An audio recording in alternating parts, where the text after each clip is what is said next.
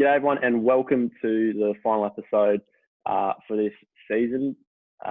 Once again, brought to you by New Choice Homes. So thank you very much for jumping on board New Choice Homes. New Choice Homes isn't just built to last, it's built for life. They focus on quality, design, exceptional customer service. So today, massive guest. We're joined by a two-time John Worsfold medalist, which is the West Coast Eagles' best and fairest. He's a two-time All-Australian, a Ross Glendenning medalist, the best on in the Derby, and he's also a Premiership captain. He's joining us from the Gold Coast today. Elliot Yeo, how you going, mate? G'day, Snads. How are you, mate? I'm going well, thank you. So you're up on the Gold Coast, as I just said. How's it all going up there? Yeah, it hasn't been going too good at the moment. We've lost 3 in a row, so not ideal. But look, we'll have our work cut out for us against Sydney, and looking forward to the challenge ahead. Hopefully, we come home with 2 wins and enter the Perth hub 3-3, and who knows what can happen from there. Perfect. Are you sick of it, or are you itching to get home, or is it actually not too bad up there? There's enough to get you busy. There's been enough to keep us busy so far, but I reckon this last week will feel like it'll go forever. And I think we're starting to get to the point where we've done as much as we can, and there's only so much that you can do. So, yeah, we'll have to wait and see. But yeah, I think towards the middle of next week, I'll be itching to come home. Yeah. So you had the game changed to Saturday. You're meant to be tonight or tomorrow night? When were you meant to be on? Tonight. Yeah, tonight against Richmond. So, yeah. But because of the whole COVID thing and Melbourne obviously and getting a massive sort of increase in COVID cases, Queensland government shut the borders to all the Vic. So I think most states will be doing the same thing. And yeah, unfortunately we couldn't play them, and they wouldn't allow them to sort of get through the border in the end. So we've had to. I think Sydney. We're playing Sydney, and I think Saints are playing tonight instead of us. So perfect. Yeah, it's been a massive sort of change around in the end, but yeah, I guess it is what it is. No, absolutely. I think you boys and certainly the families and all that will be happy to get you home next week, whenever that is. So exciting times ahead, and hopefully you can finish up your little hub with a win. So we'll get on to a bit about you, mate, which I know you'll enjoy. We'll talk about some of your accolades. So probably from 2017 onwards was probably when you really hit your strap. So obviously I was lucky enough to be with you for a couple of years there in 2016, up and down, and in 2017 you really took off. You know, that's when you got your first All-Australian and your first best and fairest in 2017. What was the change for you from 16 to 17? Because I guess the difference in your games was huge that year. My role changed a lot in 17. 16 I was playing a lot more forward mid, but mainly forward.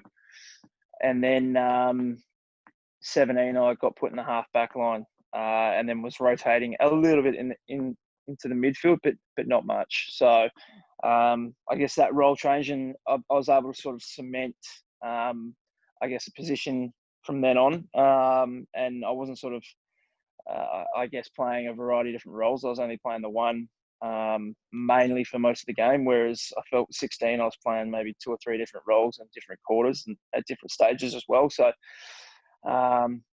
yeah, I think having, I guess, that consistency and of going in knowing that you don't have to think too much. You're playing off the half back line. It's probably a little bit easier than playing off the half forward line and then having to play maybe in the guts and then getting thrown into the back line at certain stages in certain games as well. Yeah.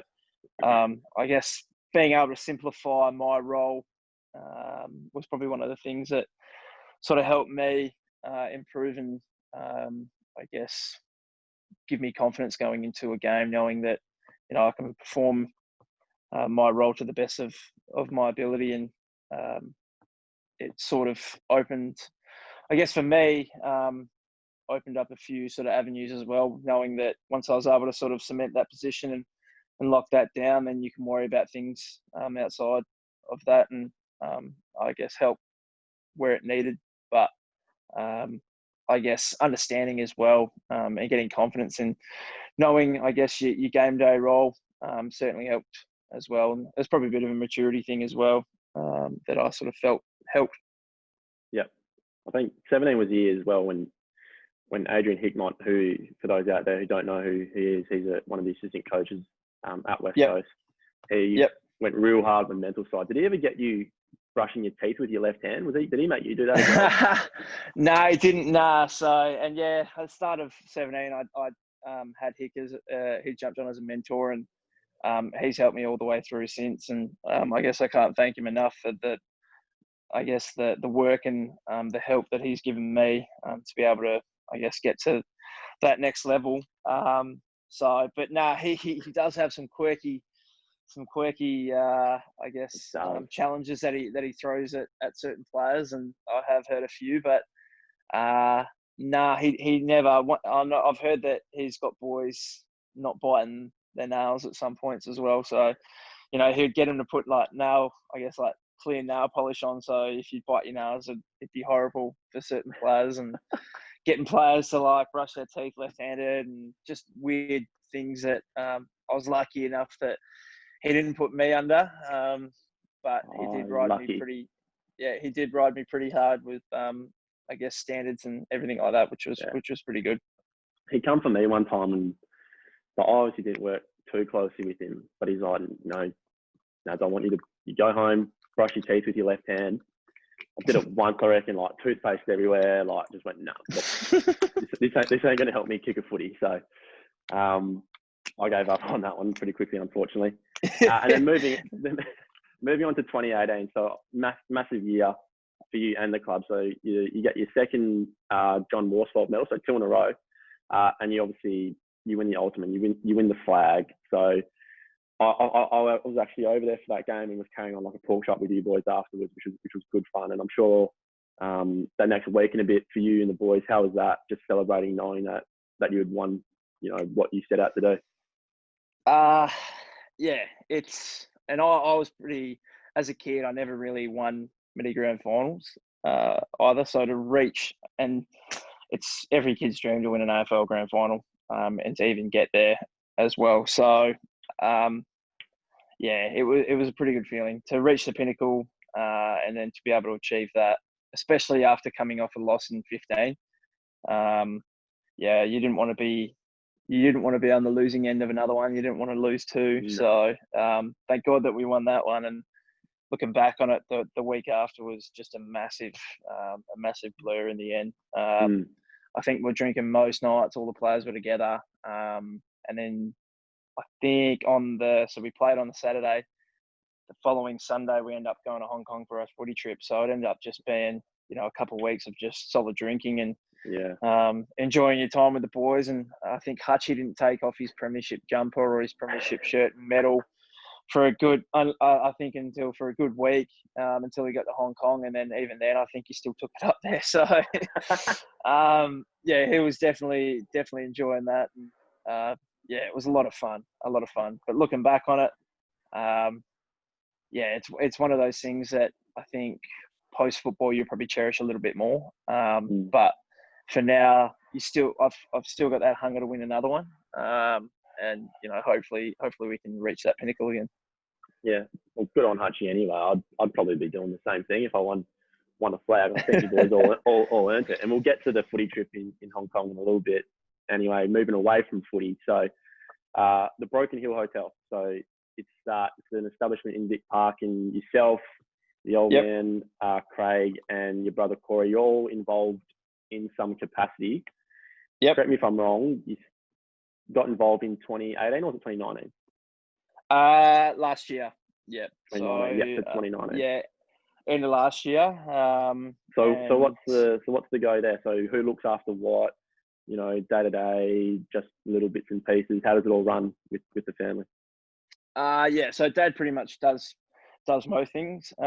Corey works as a duty manager pretty much. So behind the bar, helping with all the staff pretty much, and then I just sort of float in, help whenever I can.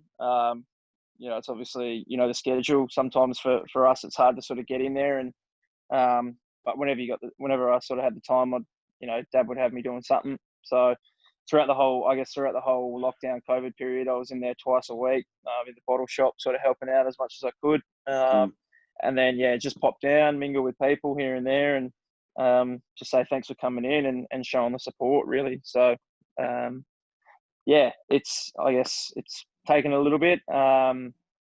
We had it shut for about 6 weeks, and we sort of did, some cosmetic things inside and made it look,